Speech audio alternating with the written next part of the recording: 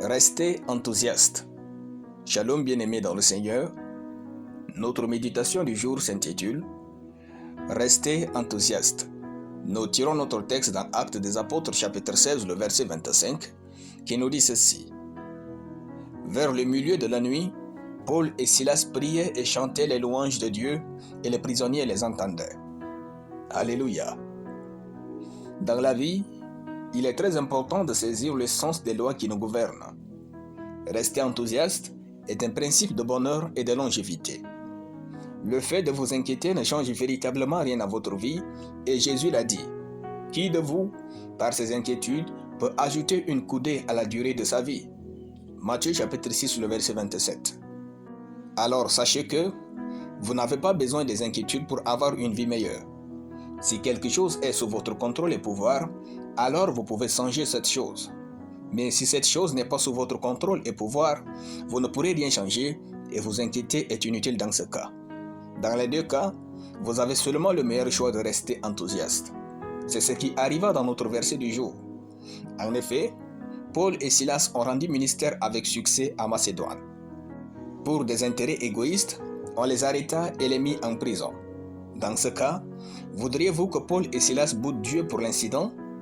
N'est-ce pas Dieu qui les a conduits à Macédoine? N'est-ce pas la puissance de Dieu qui délivra cette femme possédée de l'esprit de Python?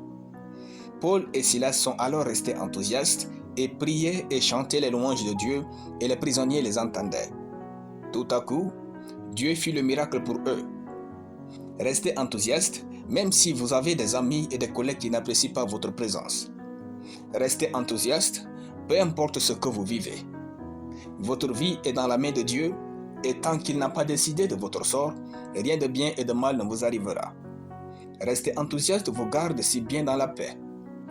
Rester enthousiaste vous permettra d'entendre facilement le Seigneur s'il venait à vous parler au milieu des troubles. Rester enthousiaste vous donnera de louer et prier aisément Dieu. Rester enthousiaste vous gardera en bonne santé cardiaque et cérébrale. Rester enthousiaste garde votre esprit sous l'influence parfaite du Saint-Esprit. Rester enthousiaste quand vous n'avez pas le contrôle sur ce qui se passe autour de vous et dans votre vie est la maturité de votre confiance en Dieu. Il y a des choses que vous ne pouvez pas changer aujourd'hui, mais avec le temps. Alors acceptez-les et restez enthousiaste. Vous ne pouvez pas changer le cœur des hommes, acceptez donc la manière dont ils vous traitent, soyez bon et vivez votre vie. Rester enthousiaste est une force de caractère. Alléluia. Nous allons prier. Merci mon Père qui vit en moi. Je te dis merci pour ta parole qui pénètre mon esprit.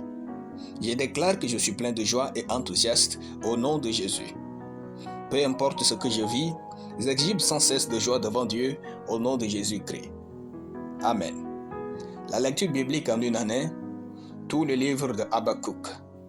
Soyez bénis, c'était le pain du ciel.